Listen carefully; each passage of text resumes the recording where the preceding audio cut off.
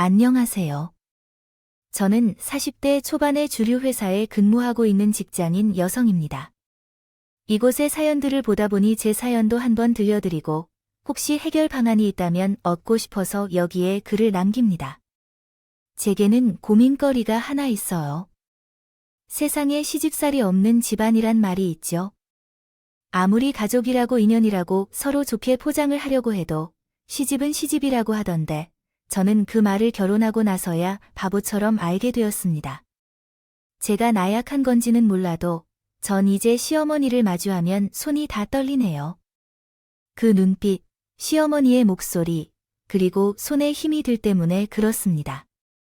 거두절미하고 본론으로 바로 들어가겠습니다. 어쩌다 벌벌 떨게 하는 시모를 만났는지, 그런 시모를 어떻게 모르고 결혼을 했는지 말이죠. 현재 남편을 만나게 된 것은 소개팅 때문이었어요.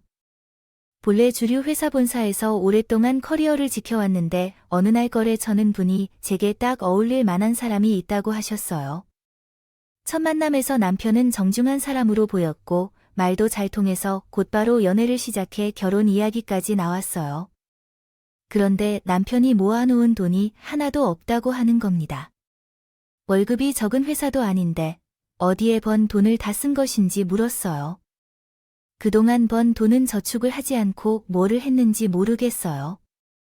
우리 아버지께서 일찍 돌아가셔서 그 후로 저는 우리 집안에서 가장 역할을 해왔어요. 오랜 기간 직장 생활을 하며 성실하게 살아온 남편은 월급의 절반 이상을 집에 생활비로 쓰고 계셨어요. 게다가 남편의 동생은 몇 년 전 결혼을 해서 결혼작은 카페 건설 때문에 큰 돈이 들었다고 하더라고요. 상황을 몰랐던 저는 남편이 자금도 없이 얼마 없는 것만을 당장 구할 수 있다는 것을 알고 놀랐어요. 그럼에도 남편이 그렇다고 했는데요. 동생이 결혼하고 사업을 하다가 크게 잘 안 될 것이라고 말하며 계속 싸웠다가 결국 이혼을 결정했다. 사업으로 돈을 벌어 이혼하기로 했고 재산을 분할한 뒤 와이프와는 다시 만나지 않기로 했다. 함께 살았던 집을 제외한 모든 재산을 시어머니가 사는 본가에서 함께 생활하기로 했는데 말할 수 없을 만큼 충격이었다. 그러나 남편은 작게 시작해도 괜찮을 것이라며 설득했다. 내가 오래 근무한 만큼 퇴직금도 크게 받아올 것이라며 내가 벌어온 돈도 꽤 있으니 합쳐서 사용하면 된다고 했다. 내가 가진 것은 없었지만 부부가 되면 잘 해낼 것이라는 말에 동의했다. 결혼 이후 처음으로 전세집을 구입했고 돈과 남편의 퇴직금으로 시작하기로 했다. 하지만 그때는 알지 못했다. 이 결혼에서의 문제는 애초에 돈이 아니었고 식모임에 참석한다는 것이 거슬렸어요. 처음으로 시댁에 인사드리러 간 날, 시어머니께서는 나를 보자마자 아주 반가워하시며 맞이해 주셨어요. 하지만 어느 정도 기다렸는지 잘 모르겠는데 음식은 준비해 놓은 게 많이 들렸어요. 시어머니는 거실에 차려놓은 식탁 앞에서 기다리시면서 웃으시고 계셨고 남편의 동생 역시 저를 따뜻하게 맞아주어서 처음부터 아주 좋은 인상을 받았습니다. 그러나 그 환대는 결국 신혼여행을 마치고 본격적인 일상이 시작된 이후 그 끝이었어요. 어느 날 일을 하다가 시어머니로부터 연락이 왔는데 그때야 시어머니 보통 분이 아니라는 것을 깨달았습니다. 결혼한 지 한 달이 지난 후에 신혼여행을 끝내고 다시 일상을 시작하던 중 시어머니가 생활비를 끊으라고 했다는 연락을 받았어요. 처음 듣는 선남편의 목소리에 당황했습니다. 남편이 기존의 집안 생활비를 끊고 용돈으로 대체하겠다고 했는데 이게 말이 되는 소리냐고 하셨어요. 당황했지만 침착하게 대답했습니다. 어머니, 남편이 집안에서 가장의 위치에 있었지만 결혼으로 독립을 했잖아요. 이제 생활비를 내는 게 아니라 용돈을 드리는 거죠. 시어머니는 말 잘했다. 며 따지듯이 말씀하셨어요. 아가, 너 말 잘했어. 걔가 우리 집에서 가장이란 걸 알면서 지금 그런 소리 하는 거야? 기존 남편이 보내던 생활비는 100만 원입니다. 어머니께서는 갑자기 40만 원을 요구하셔서 매우 혼란스러웠습니다. 전 남편이 납득시킬 만한 설명을 했다고 했지만 사정이 그렇지 않았습니다. 제가 이제 남편과 결혼하여 새로운 가정을 꾸렸는데 가정생활에 충실하게 지켜나가야 한다고 생각합니다. 또 누가 과연 저희 집안이 부모님이 계시니까 돈을 넉넉히 벌어들이는 곳은 아니라고 말씀하셨습니다. 40만 원으로는 어려울 것 같다고 생각합니다. 여러분의 집에서 책임질 분이 결혼을 하는데 그에 따라서 적절한 응대가 필요하다고 생각합니다. 그런데 이런 돈 문제와 관련한 사정을 염두에 두지 못하는 것이 노골적으로 드러나 이렇게 약속하는 건 매우 생소했습니다. 그렇다고 같이 흥분하며 화를 냈던 거야? 싸움이 날 것 같아서 말씀드렸어요. 어머니, 저가 다른 뜻으로 물어보는 게 아니라요. 서방님 도도는 버시잖아요. 아닌가요? 무슨 말을 하고 싶은 거니? 둘째가 돈도 안 벌고 집안에 얹혀 살고 있다고 생각하는 거니? 아니, 당연히 서방님이 도움을 줄 거라는 건 알고 있어요. 그런 게 아니라 서방님도 생활비를 100만 원 줄이나요? 시어머니는 말문이 막혔고 잠깐 조용해지신 후에 말씀하셨어요. 본래 100만 원을 줬었지만 지금은 사정이 안 좋아져서 그렇지 않다고 하셨어요. 그때 알아차렸죠. 100만 원은커녕 그 반도 주지 않고 있는 거구나 하고 이해했습니다. 그러나 거기서 끝이 아니었습니다. 어머님은 한탄을 시작하셨어요. 너도 알잖니. A전에서 재산 분할한 뒤로 돈이 없다는 것에 대해 서머님께서는 힘들어하셨던 거죠. 서방님은 사업 이후로 돈을 많이 벌었기에 낯가림 때문에 예전과 같이 생활비가 되지 못한다고 말씀하셨고, 그렇기에 남편이 돈을 줄이면 더 힘들어진다고 하셨어요. 그 이후로는 자신이 일찍 남편을 잃은 후 많은 고생을 했던 이야기부터 두 아들을 키우기 위해 얼마나 노력하며 돈을 써왔는지 아주 긴 인생 이야기를 하셨는데 참 난감했죠. 저희 부모님은 여전히 정년임에도 일을 하고 계시지만 시어머니는 그럴 생각조차 없어 보였어요. 돈을 벌라는 말씀은 아예 드리지 않았다고 하셨죠. 그러므로 좋게 말하면서 얘기했어요. 어머니, 우리도 작게 시작했거든. 전세 자금의 돈이 다 떨어져서 생활비가 필요해요. 브리프를 드는데 한 명만 돈을 내서 그 돈으로 생활을 해요. 죄송해요. 이렇게 말하면서 우리 집에서 돈을 겨우 보태줘서 요 정도로 생활하고 있다는 것이에요. 더 이상 할 말이 없으셨는지요? 결국 신세 한탄을 하신 대부분의 분이 그렇게 전화를 끊으셨을 것입니다. 통화를 끝내고 마음이 불편해져서 남편에게 물었어요. 용돈에 대해 제대로 말씀드리지 않았냐고요. 남편은 이미 설명을 했지만 어머님이 말씀을 듣지 않아 결국 통보하듯이 했어요.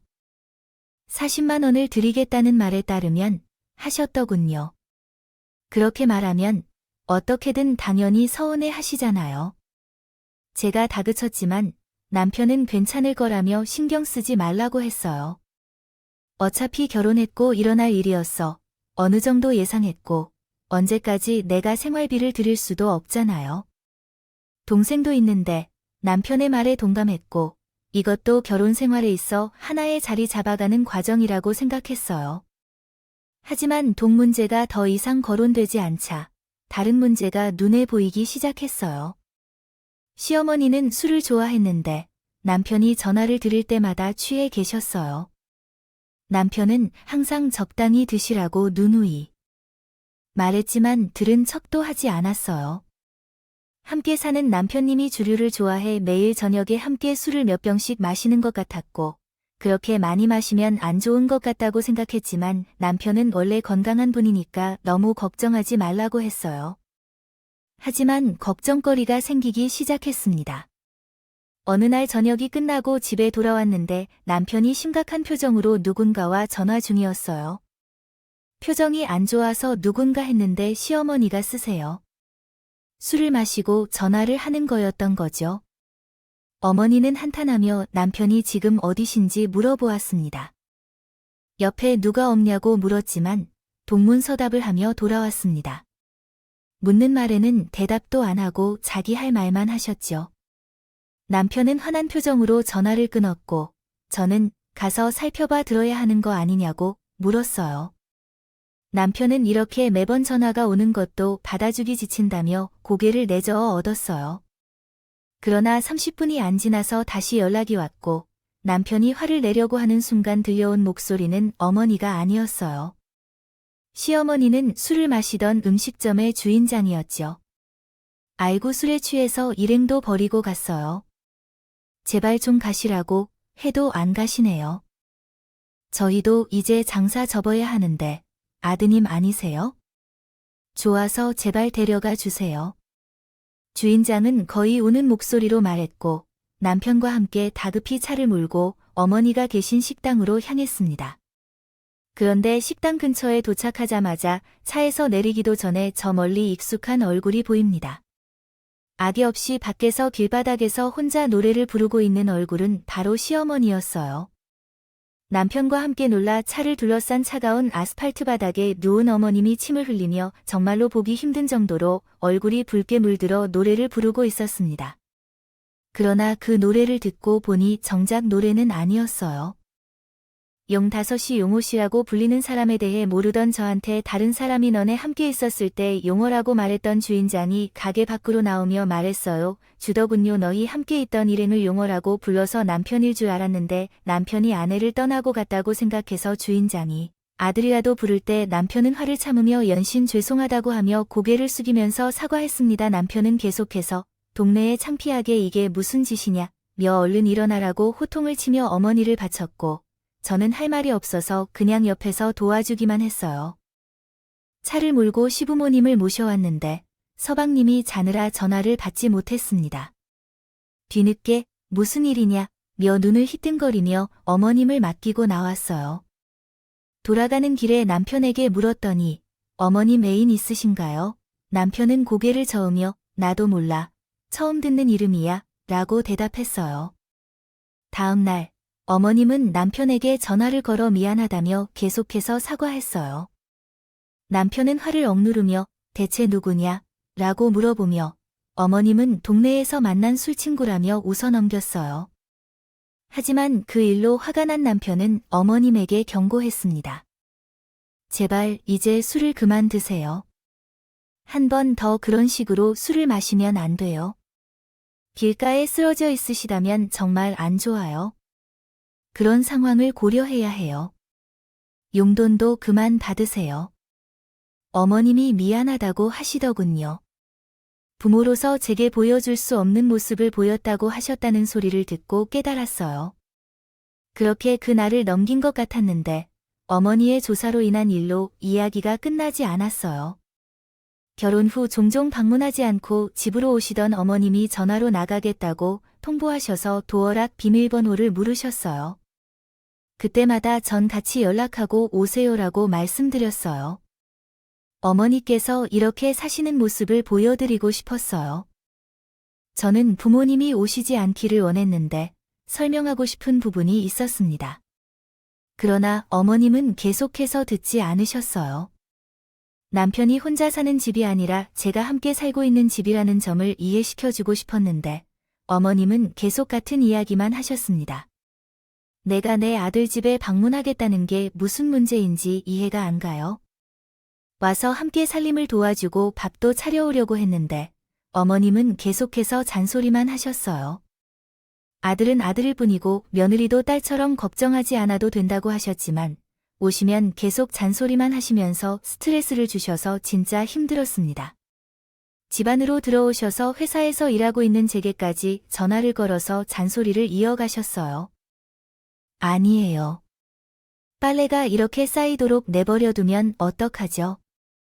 설거지도 제대로 안 되어 있고 숟가락에 꽃가루가 그대로 남아있지 않나요? 쓰레기통은 대체 언제 비우는 건지요? 분리수거함의 배달용기를 보니 배달 음식을 얼마나 시켜 먹는지 지적하며 총소리를 지르셨어요. 어머니, 제가 지금 일을 하고 있어서 통화를 길게 못해요. 일을 하다 보니 살림에 이렇게 소홀하다는 거예요. 그렇게 말씀하신 후 신은 정말 죄에서 천불이 나더군요. 한 번은 퇴근해서 집에 갔는데 현관문을 열고 들어가자마자 모르는 신발이 보여서 멈칫했어요. 안으로 들어가니 남편과 어머니가 함께 앉아 계셨어요. 식탁에서 식사 중이라는 겁니다. 부터 끓여서 남편 앞에 올려놓던 어머니는 저를 보시고 왜 이렇게 늦게 퇴근해서 안 바빠 차를 주냐고 하시는 겁니다. 말에 뼈가 담겨 있었지만 싸움이 될까 봐 좋게 말씀드렸어요. 일이 많아서 종종 이 시간에 끝날 때도 있어요. 어머니. 그때 눈을 크게 떴지만 저를 보고 수어 붙이시는 겁니다. 이 시간보다 더 늦게 오는 날도 있어요. 그럼 저녁은 안 차를 주는 거냐? 전 굳어진 당황한 표정으로 남편을 보았습니다. 남편은 잡고 말린 소임을 입에 물리며 얘기했죠. 아, 엄마, 나 벌이하는데 누가 서로 식사를 챙겨주는 게 어딨어? 각자 일찍 온 사람이 챙겨서 함께 먹을 수 있도록 하는 게 좋다. 그것이 함께 먹는 거겠죠. 아니면 어쩔 수 없는 거지요. 남편은 농담 같은 말투로 말했지만 시어머니는 불만이 많다는 표정을 지었어요. 남편이 그만하자고 하자 다시 수저를 들고 음식을 먹기 시작했지만 저는 안방으로 들어가 옷을 갈아입고 나와서 쏟아내기 시작했습니다. 니들이 이렇게 살 줄 알았으면 결혼 안 했을 텐데. 어떻게 그렇게 힘들게 살면서 내 아들이 제대로 밥도 못 먹고 살아? 시어머니의 비난이 저를 꽁무니하게 했고 남편은 냉장고에 채워둔 반찬들을 보여주며 이 모든 것은 제가 어머니 며느리가 한 거예요 라고 했지만 반찬을 보고도 바지수가 적다고 하면서 손으로 삿대질을 하셨어요.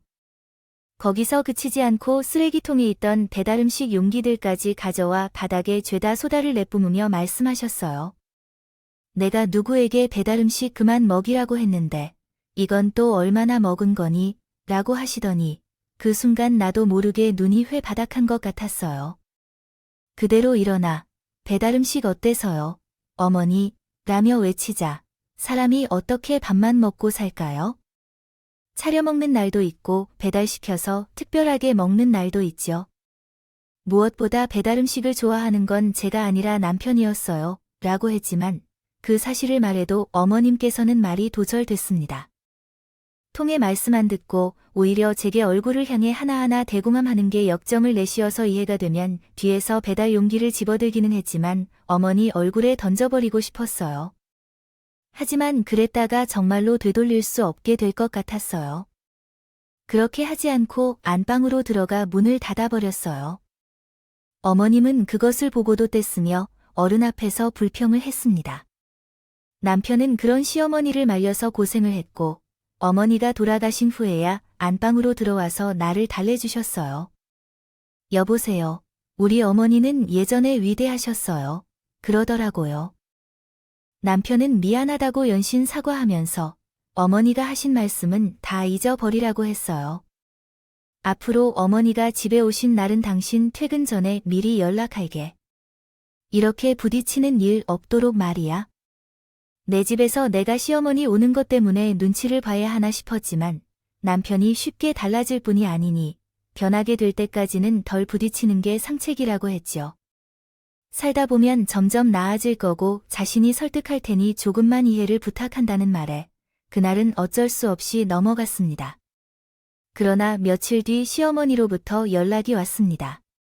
애미야, 나 술했는데. 본래 술을 마시면 남편에게 전화하는데요. 저에게는 의아한 일이 있었지만 그날 있었던 사건 때문에 무언가 말씀하실 것 같아서 그랬습니다. 하지만 발음이 꼬여서 말씀하셨더군요. 나이가 들었나 봐요. 정수기를 운영하고 있는데 내가 이제 시작했는지 아니면 당신 때문에 바로 이렇게 한 건지요. 그때부터 정말 말이 어마어마하게 나오더군요. 귀가 아프게 들려서 핸드폰을 내려놔야 했습니다. 당신이 장남이자 우리 집안의 가장인 내 아들을 뺏어가자고 하니 이렇게 고생하는 것도 다 당신 때문이라니. 키웠더니 여자에게 빠져서 어쩔 줄 몰라 하고 있는데요. 비상금을 챙겨두는 편인데 그 이유도 주지 않고 남편도 그냥 두고 있어서 화가 나고 있습니다. 말하고 싶은 말은 있지만 술에 취해서 제 이야기가 들리지도 않을 것 같아서 전화를 끊었습니다. 더 들으면서는 앞과 뒤를 제대로 구분하지 못하고 막말이 흘러나올 것 같아서요. 다만 지난번에 술에 취하셔서 바닥을 기어다니던 모습이 떠오르면 안 될 것 같아서 시댁 남편께 연락했습니다. 어머님이 정말 술에 취해서 몸을 가누기도 어려운 상태 같아서 꼭 가려고 했던 데리로 가달라고 말하려고 했는데 남편이 전화를 받지 않는다는 거예요. 그래서 결국 남편에게 연락을 해서 어머니 상태를 알렸고 다시 전화를 했더니 지난번에 쓰러지셨던 가게에서 또 술을 마시고 계신다는 이야기가 나왔습니다. 남편과 함께 차를 몰고 가게로 들어섰을 때 어머님께서 저를 보고 눈을 부리부리하며 쳐다봤어요. 제발 여기서 일어서지 말라고 말씀하시며 모셔가렸지만 다짜고짜 자리에서 일어나 저에게로 뛰어와 머리채를 잡았습니다. 너무 빠르게 일어난 상황에 제대로 소리치며 흔드는데 제 정신이 나갈 것만 같았어요. 너 때문에 내가 이 말년을 맞이하고야 말았다니 이게 무슨 난리냐 고 불평하시며 차를 주차하고 뒤늦게 들어오신 남편이 놀라서 말리려 했지만 소용이 없었고 어머님과 함께 있던 친구들도 말리려 했지만 소나기처럼 힘든 어머님으로 인해 제 정신을 못 차리고 이리저리 휘둘렀습니다. 발밑에 무릎을 본 순간 그대로 구두를 실어 힘껏 차버린 것입니다. 외마디 비명을 지르며 어머님은 나자빠져 무릎을 부여잡고 뒹굴어 있고 정 그대로 가게를 뛰쳐나왔어요. 눈에 보이는 것이 없었고 화가 머리끝까지 올라 제정신이 아니었죠. 남편이 괜찮냐 며 나를 부르는 소리가 들렸지만 제가 소리쳤어요. 이게 괜찮아 보여요. 이게 괜찮아 보이냐? 고, 당신 엄마, 제 정신이냐? 내가 머리채까지 잡혀 하겠어. 남편은 진정하라며 저를 끌어안았지만 제가 너무 화가 나서 그대로 남편의 차를 끌고 집으로 돌아왔어요.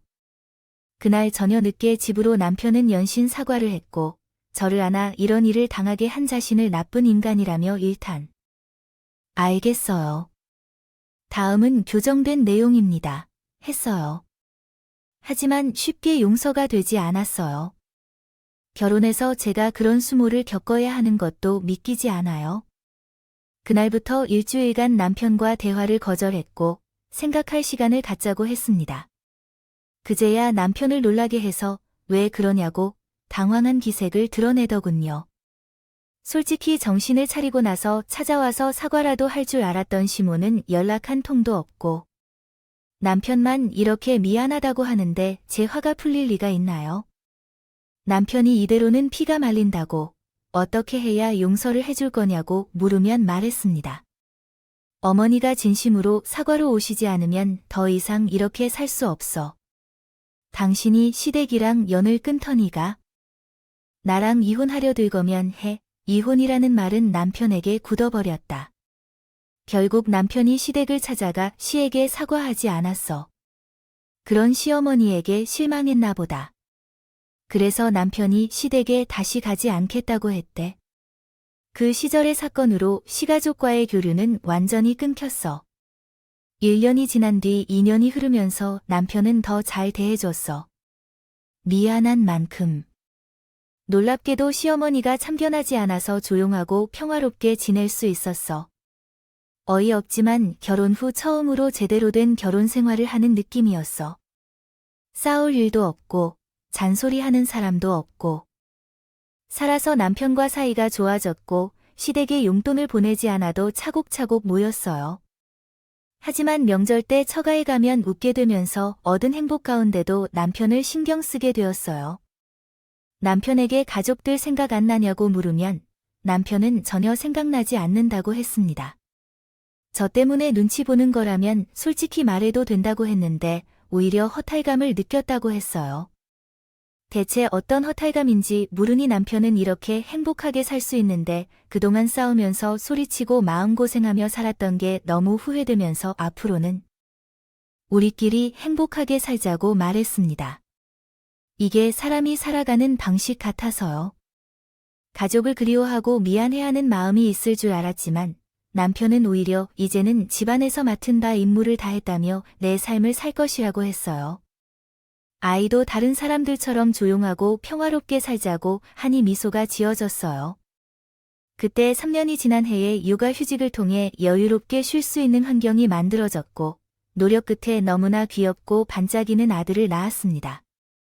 남편은 너무 기뻐하며 자신과 똑같은 아들이니 막내 하루도 웃음이 끊이질 않았어요.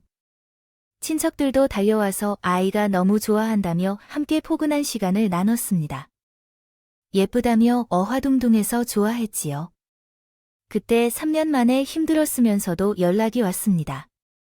아이를 낳았단 소식을 서방을 통해 듣게 된 거예요. 시모는 제게 장문의 문자로 그동안의 일에 대해 사과했어요. 구체적으로 이어진 사과의 내용들이 1페이지, 2페이지를 넘었고 듣기 전화를 걸어 통화해야 했어요. 미안하다. 남편 없이 키운 아들이 빼앗기는 기분이 들어 그랬어. 이렇게 하면 안 됐는데 못할 짓들을 했어. 생각해도 참으로 찝찝한 일이었어. 넓은 아량으로 좀 나를 용서해주면 안 될까? 그동안의 일들을 사과하며 관계를 회복하길 바라는 마음이에요. 용서는 즉시 이루어지지 않았다. 아무리 봐도 손주를 만나고 싶어하는 듯한 사과가 느껴져 미안해서 그랬나 봐. 3년 동안 소식이 없다가 아이가 태어났다는 소식에 속보일 것 같은 사과의 의미를 궁금해했어요. 시모는 시간이 오래 걸릴 것 같다고 말하고 당장 얼굴을 보기 어려울 것 같다고 했어요. 나의 마음을 이해해주겠다, 며 강요하지 않겠다고 했죠.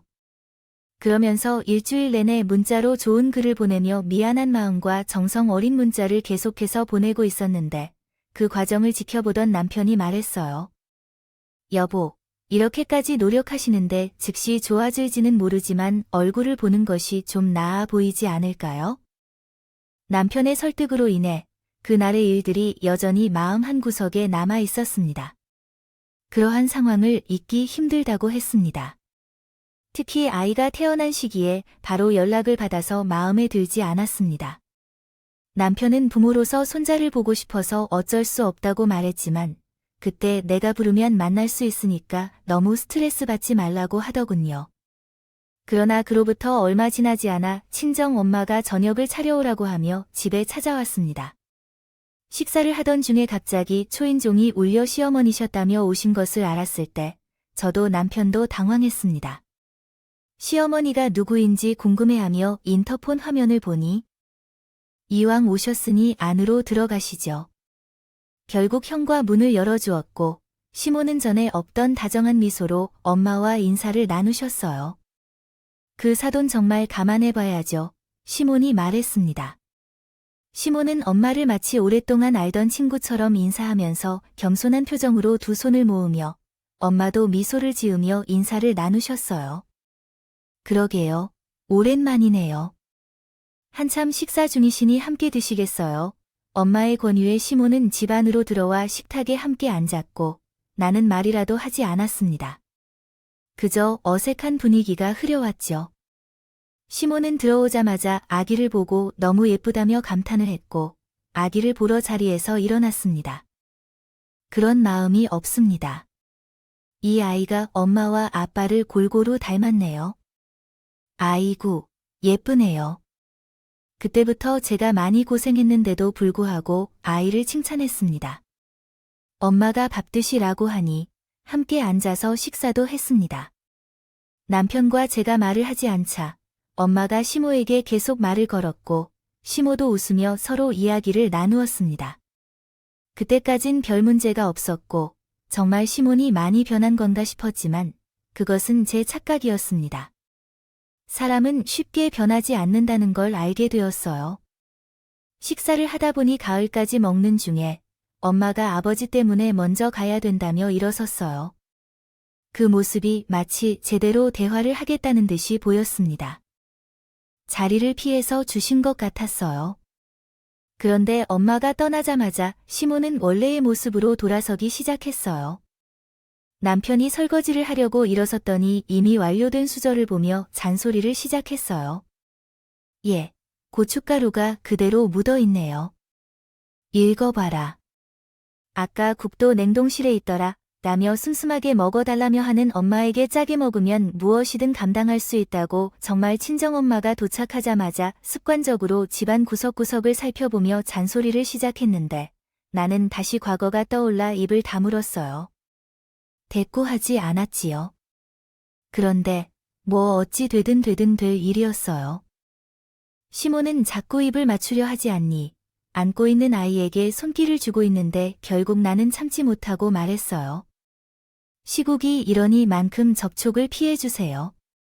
그냥 안아주는 것까지만 좋다고 병원에서도 말했어요. 아유, 유난 떨지 말라. 나도 다 양육해서 알아. 너보다 더 잘 알 거야. 시모는 내 말을 듣는 것처럼 귀를 기울이지 않았고 돌아가실 때 내일도 또 올게라고 했으므로 전폐를 했습니다. 내 대답에 시모의 얼굴이 굳어지며 내 마음이 풀라이지 않았냐고 물었고 아직 푸는 중이지만 시간이 필요해요. 마음속으로는 전혀 해결되지 않는다고 여전히 화가 나는 것을 말하고 싶었지만 일단은 그렇게 말하기가 어렵습니다. 시모는 말은 많지만 참겠다는 표정으로 한숨을 쉬며 물러났고 그제야 남편은 이제 화를 풀어도 좋냐고 말했습니다. 노력하는데 이제 방심해도 좋겠지 않습니까? 오셔서 계속 잔소리만 하셨어요. 내가 기분 어땠는지 알아주지 못했어요. 변한 게 없나 봅니다. 그 생각만 했어요. 어머니가 가시자마자 갑자기 질러서 보이지 않았지요. 내 말에 남편은 입이 막혀 아무것도 말하지 못했습니다. 결국 그 이후로도 무사태평하게 움직였고 일주일에 한 번씩 연락하고 돌아왔습니다. 손주만 보러 가셨죠. 다행히 남편이 미리 경고를 해주셔서 인지는 모르셨지만 시모의 잔소리는 일절로 사라졌어요. 잔소리 자체를 안 하시고 손님처럼 오셔서 조용히 아이를 보고 가시는 모습을 보니 기쁨 가득했어요.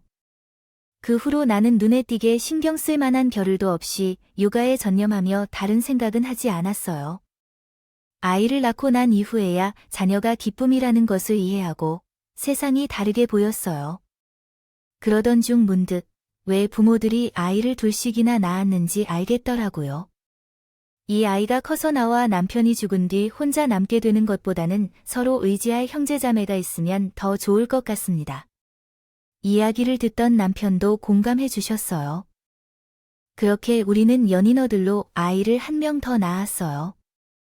둘째는 정말 아름다운 공주처럼 예뻤어요. 제가 닮아서 얼마나 사랑스러웠는지 내가 눈에 넣어도 아프지 않다는 건 무슨 의미인지 알아요. 연인어 들고 두 아이를 키우는 것은 쉽지 않았지만 그래도 날마다 행복을 느꼈고 육아에 헌신함으로 돌아가다 보니 다시 돈을 벌어야겠다는 생각이 들어서 복직을 하게 되었습니다. 아이들을 위해 한 가지라도 더 돈을 써야 했어요.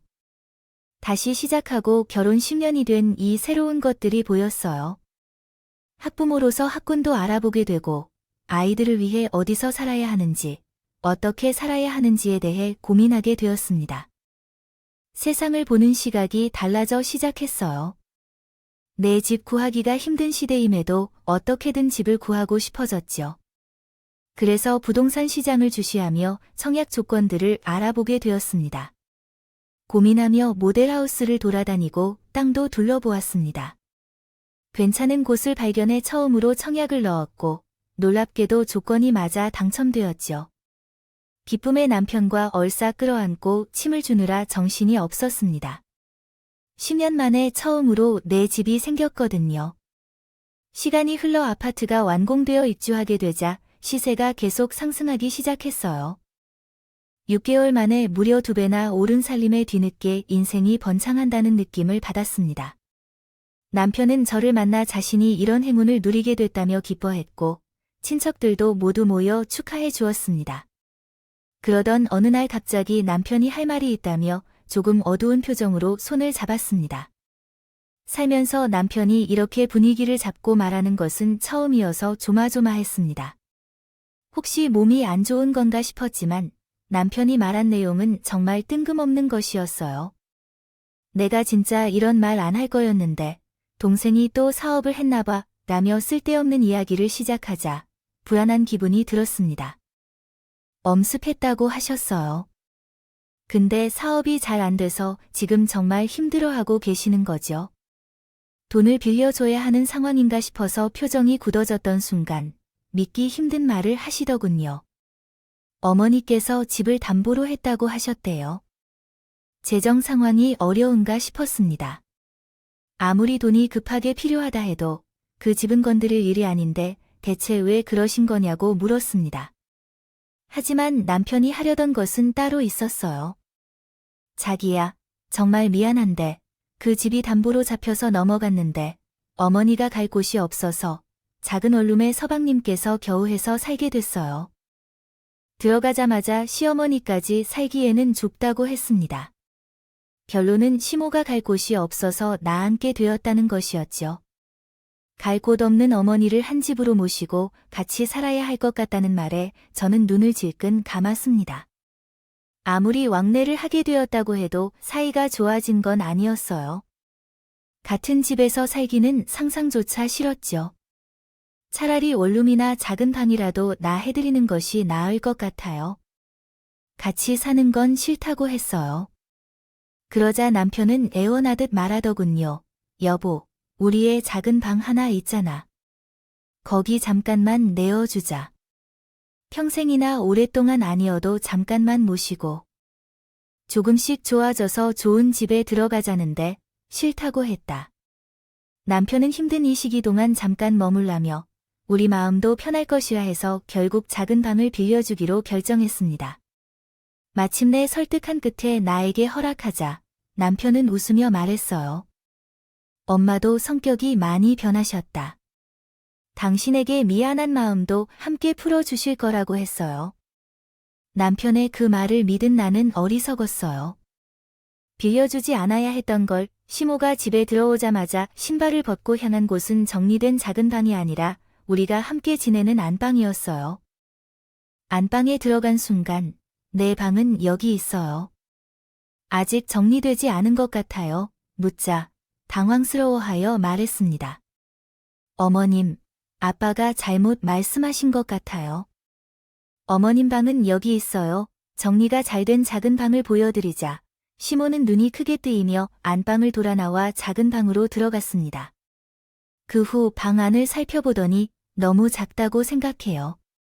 잠깐 머물러야 한다면 일단 이 방을 정리해 놓은 거예요. 제 말에 시모는 머리를 휙 돌리며 제게로 시선을 돌리고 눈을 크게 떴습니다. 마음에 들지 않아도 어쨌든 애미와 아비가 모르게 어른을 모셔놓고 이런 작은 방에 선택하는 게 어떡해요? 방금 보여주신 내용을 한국어 문법에 맞게 다시 작성해 보겠습니다. 방금 막말했던 대로 안방을 내주더라도 모자랄 판에 지금은 물을 마신다. 옛날이 떠오르자 가슴이 두근거리고 미쳤을 것 같았지만 화를 삭히며 말했어요.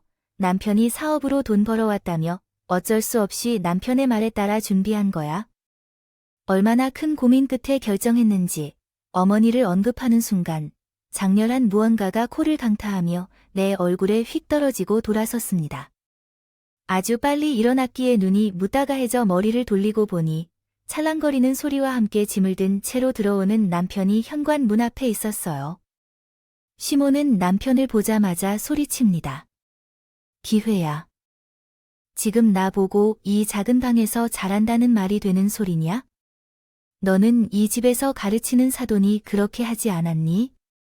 험원, 이게 대체 무슨 일인가? 그렇다고 뺨을 때리지 마. 아무리 마음에 안 들어도 말로 푸세요. 그렇게 손찌검을 하면 어떡합니까? 아들이야, 그만 하십시오. 어머니가 며느리라고요? 시모는 당황한 표정으로 눈을 깜빡이더니 얼굴이 붉어졌고 남편에게 소리쳤어요. 그럼 지금 나보고 이 작은 방에서 잘한다는 게 아는 거냐? 이러니까 인사람이 어머니를 받아들이지 못하는 겁니다. 저도 이제 더 이상 설득할 수 없겠어요. 제가 어떻게 사과하고 말해도 어머니께서 그렇게 하시면 안 되겠어요.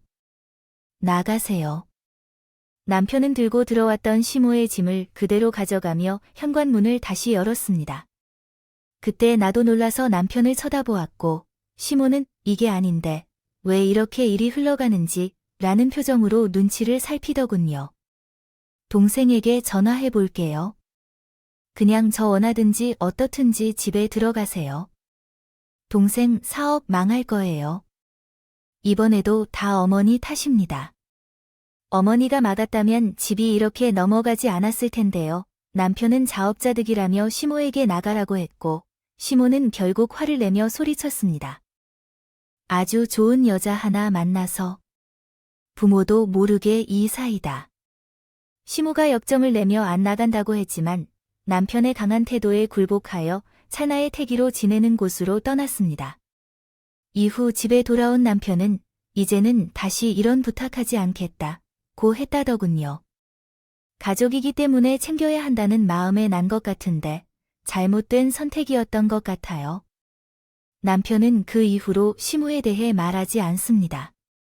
내 궁금증은 현재 남편이 지내는 원룸에 시모가 같이 살며 밥과 가사도 다 해주고 있다는 것입니다. 제가 아는 건 서방님이 지내는 원룸에 시모가 같이 살며 밥도 살림도 다 해주고 있다는 것뿐이에요. 저 역시 남편과 함께 일을 하며 육아도 하고 있고 가끔 나오시는 친정 어머님이 살림을 도와주셨던 것 말고는요. 별 다른 것은 없습니다.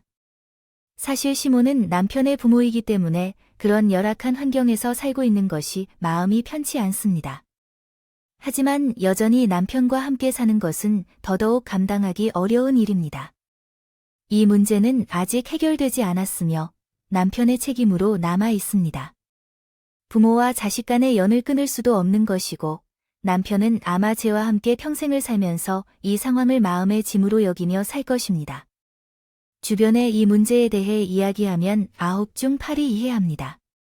시모가 바뀌는 것을 기다리는 수밖에 없습니다.